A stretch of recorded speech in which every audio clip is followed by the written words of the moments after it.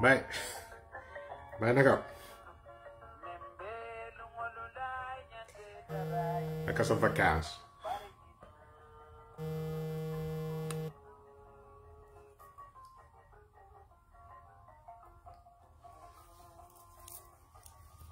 Madinga Sani Karra.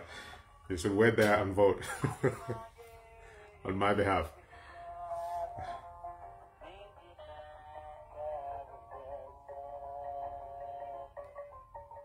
Nala bole pata, motal la card.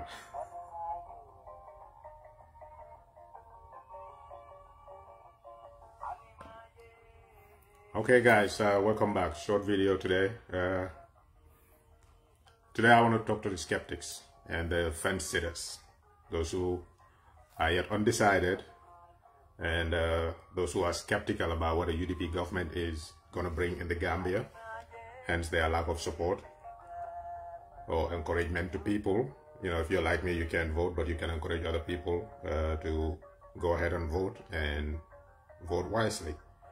So if you're a skeptic, or if you're a fence sitter still undecided, I think at this point it's fair to say that you should have all the information you need to be able to make your choice by now. So this is to you. Short one, not going to be too long.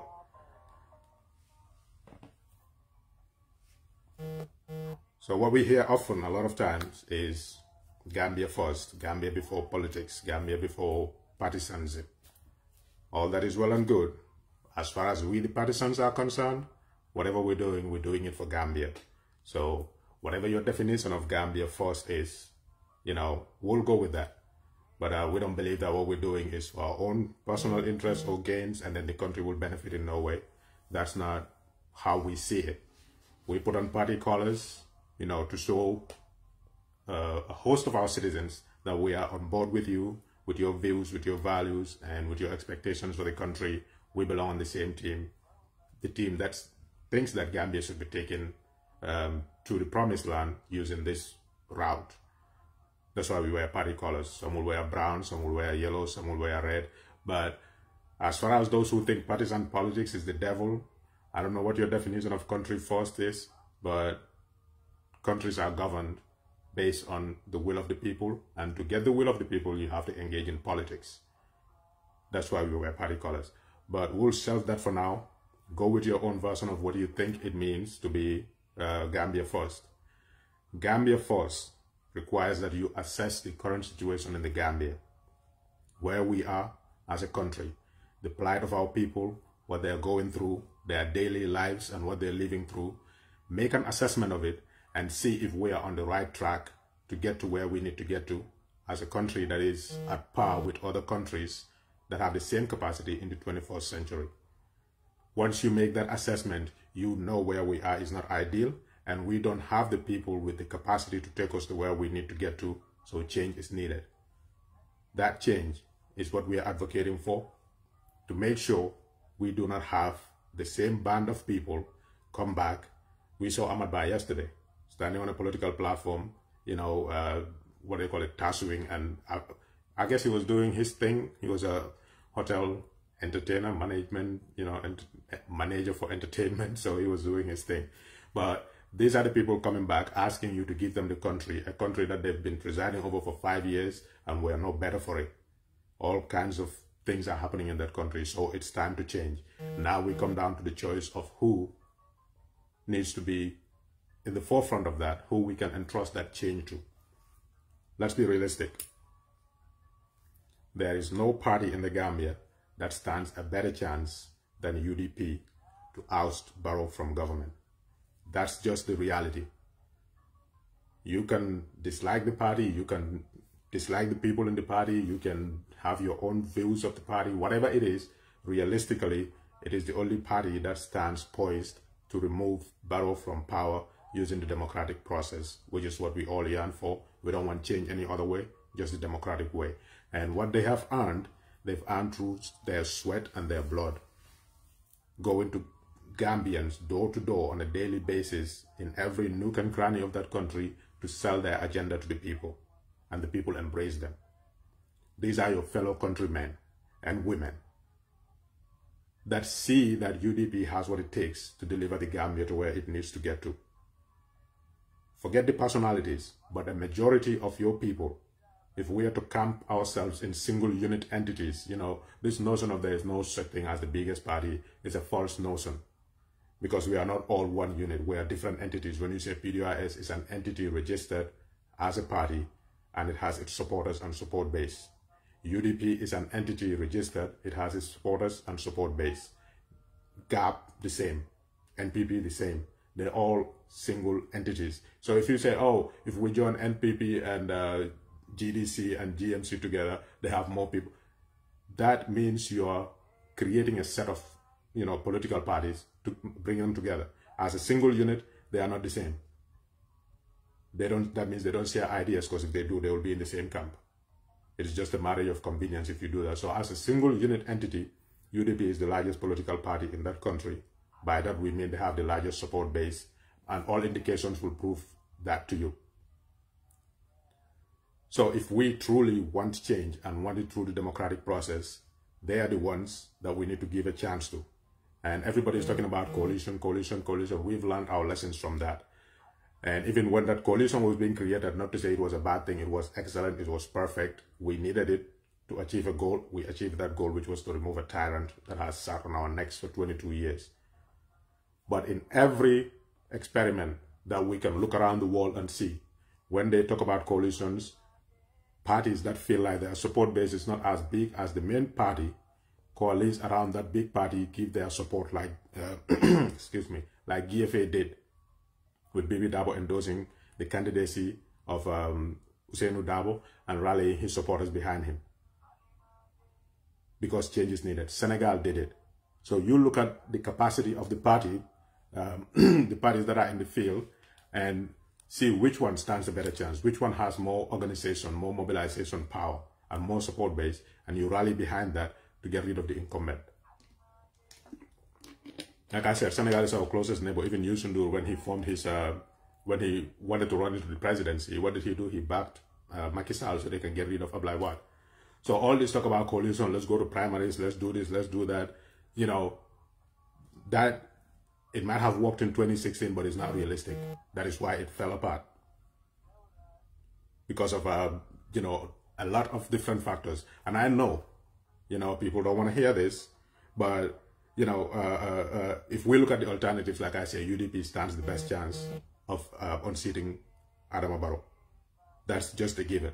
So whatever notions you have about the UDP, they usually emanate from personal views and personal biases that you may hold, you know, as a skeptic. Or if UDP comes, you know, this bad thing will happen, that bad thing will happen. We don't expect any difference between Lawyer Dabo and Adama Barrow. Are you for real?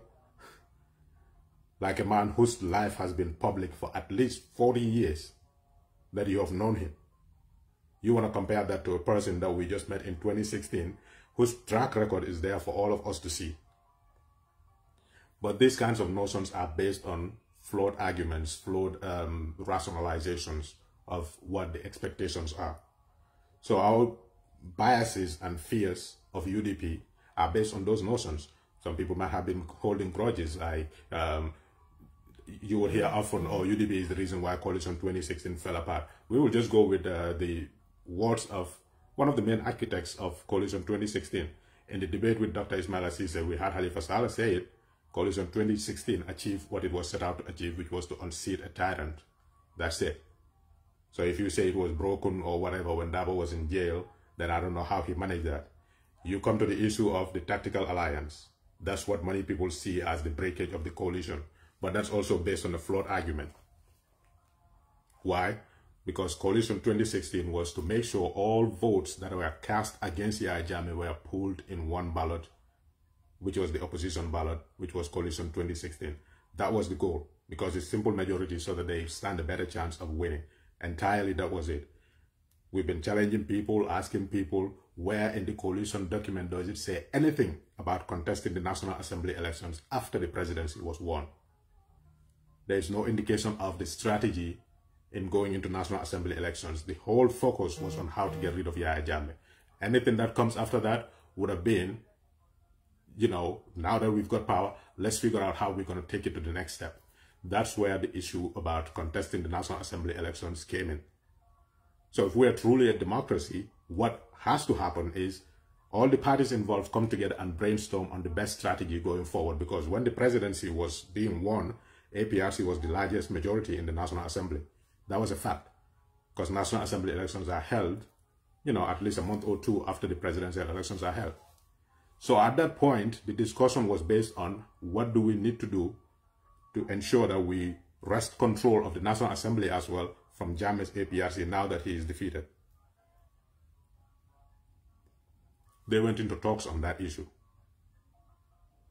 The two contending, you know, ideas that came out were, let's go into an independent approach where none of the candidates that are going to contest the National Assembly elections will be backed by any political party. They will just be independent. They will not be hosted by or housed or ticketed by any political party. And then there was the other issue. Why don't we go into this as political parties and we look at each other's strengths in constituencies and let the party with the strongest base in that constituency field the candidate and all the other parties support it. These were the two ideas that emerged. As you can see, PDIS, which was mainly the architect, that is often credited by such critics as being the catalyst for the change in 2016. I differ on that view. They hold that position. So to a lot of people, oh, if that worked back then to remove the tyrant, then this independent approach would also work. And UDP came with the tactical alliance option, which essentially says, for example, somewhere like Serakunda, we know Halifa would not lose there, so nobody else who is a signatory to the coalition 2016 would put up a candidate there. In Wulli, we know Sidia will not lose there. Nobody else in the tactical alliance, the coalition, will put up a candidate there. We know in Bakau, for example, it's a UDP stronghold. Nobody else will put a candidate in Bakau. Or we go to Badibu, and so on and so forth. These were the two that emerged. Debates back and forth, debates back and forth. Okay, let's vote on it since we can't all agree on it. Guess how that vote went? There was one abstention. One voted in favor of the independent approach. The rest all voted for the tactical alliance. If it is truly a democracy, then that's what everybody should embrace, and then we move forward. So I'm just trying to debunk the notion that the tactical alliance is what brought, destroyed coalition 2016, which is one excuse that some people use to say they cannot support a UDP government because they hold that personal grudge. It's not based in reality. If we are going to have a discussion about how to approach the National Assembly elections, it is obvious everybody is going to have a view on what the best strategy is. If they cannot agree on it, the two that came out to be debated on had to be voted on. And when the voting was done, majority went with the tactical alliance way. That should not be a reason for other people to say, okay, since I didn't have my way, I'm not going to be fully participating in this. That's not democratic. So let's shelve that notion. It's not based in fact, it's baseless. And it's a irrational argument. The other thing is, oh, Barrow is staying for 5 years because Dabo told him that anybody who challenges the constitution, he's going to take you to court, blah, blah, blah, blah. Okay, let's say so. So what? Barrow doesn't have any personal responsibility. We're not even going to get into the technicalities of why that is. So because Dabo said that Barrow already gave his word, he shouldn't be held to any standards. His word doesn't matter. His personal conduct doesn't matter. Whether he reneged on the promise he made to his colleagues doesn't matter. It's all Dabo's fault. How realistic does that sound? As kids, when you did something wrong and you say, oh, X made me do it, they will tell you, if they ask you to jump into a well, will you jump into a well? So it's that simple, if that is your notion. Because these are the things we hear. If people don't like Dabo, it's based on these things. Oh, because of him, coalition 2016 fell apart. It didn't fall apart. They achieved the goal that they set out to achieve. One.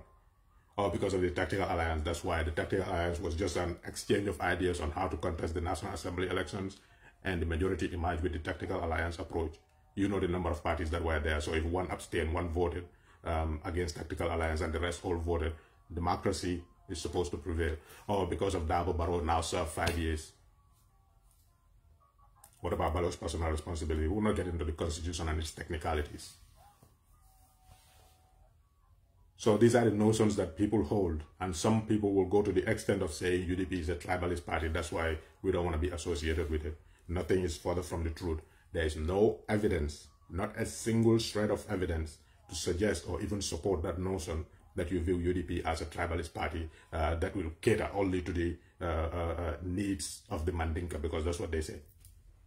Or it's a Mandinka party, so I don't want to be a part of it. You look at the composition of the UDP from 1996 to now. You look at the prominent names and faces of the UDP from 1996 to now. There is no policy. If you care to review UDP's policy, there's no policy specific to any region or any tribe or any ethnicity. It is not even in their language. And there are numerous rallies. And if you ask people to give you an example, they will cite you an example that within, I don't know, 3-4 years ago,